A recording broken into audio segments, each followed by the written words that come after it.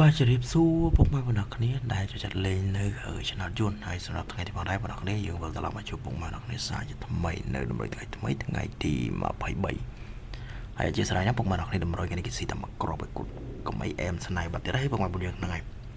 តែយើងបងប្អូនគ្នាថ្ងៃមុនចូលតម្រុយថ្ងៃថ្មីក៏ផ្លិចចុចមេឡាយឲ្យមានម្នាក់មួយផងហើយថ្ងៃនេះមានធ្វើលឿននេះបងប្អូនគ្នាសាបញ្ញាប់តាចឹងតម្រុយមានបានត្រៀមរួចជាស្រេចហើយសម្រាប់ធ្វើការចែកជូនពុកម៉ែបងប្អូនគ្នាសម្រាប់បោះ ABCD ម៉ោង4ដល់ម៉ោង6សម្រាប់ថ្ងៃទី23នៅថ្ងៃថ្មីណាបាទចឹងនៅក្នុងខ្ទង់អូថ្ងៃនេះផងដែរបងប្អូនគ្នាគឺយើងអូនៅខ្ទង់ចង់ដាក់អូ8ឲ្យដដែលនេះនិយាយមែនពុកម៉ែបងយើងលេខនេះយើងអូ0ពុកម៉ែបងយើងហ្នឹងហើយ0យើងមាន0 3 0 8ណាបងប្អូនហ្នឹងហើយបោះយើងលេខហូប ABCD ដូចគ្នាសម្រាប់ដូចទាំងខ្ទង់អូដែរទេចឹងថ្ងៃនេះគឺយើងមានគ្រប់បន្តទៀតបងប្អូនគ្នាយើងមាន16 19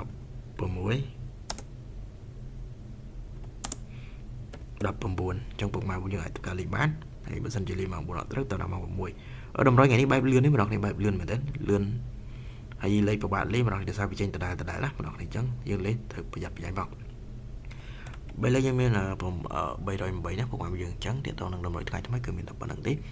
ហើយមានជូនពរពុកម៉ែបងប្អូនគ្នាត្រូវចាំបងប្អូនគ្នានៅតម្រុយថ្ងៃថ្មីបងប្អូនគ្នាសូមអរគុណសូមជម្រាបលាបាយបាយ